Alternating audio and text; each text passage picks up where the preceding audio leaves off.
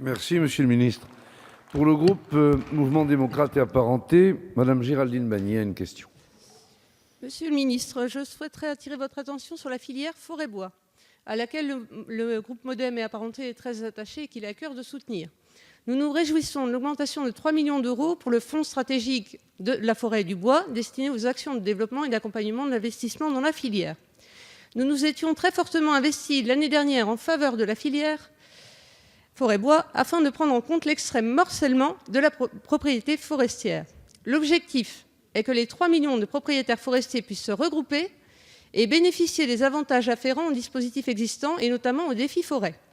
À ce sujet, nous avons été alertés sur la fin d'une expérimentation qui permettait aux gestionnaires forestiers d'accéder au cadastre numérique et ainsi d'identifier facilement les propriétaires forestiers pour proposer une gestion commune.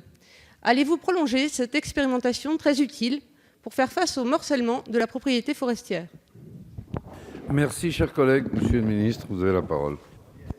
Monsieur le Président, Mesdames et Messieurs les députés, Madame la députée, merci de l'intervention que vous avez faite tout à l'heure dans la discussion générale et merci d'avoir précisé que la volonté du gouvernement était de continuer d'avoir une politique forte en direction de la forêt et des forestiers. Notre pays est un département de forêt et bien évidemment nous devons y aller. Nous avons rajouté un certain nombre d'aides. Pour la question précise que vous avez posée, cet accès avait été rendu possible de manière temporaire. Vous l'avez très bien dit dans votre question, grâce à une expérimentation qui avait été mise en place dans le cadre de la loi d'avenir. Et la question se pose effectivement de savoir si nous devons continuer ou pas cette aide. C'est en discussion, vous l'avez très bien dit.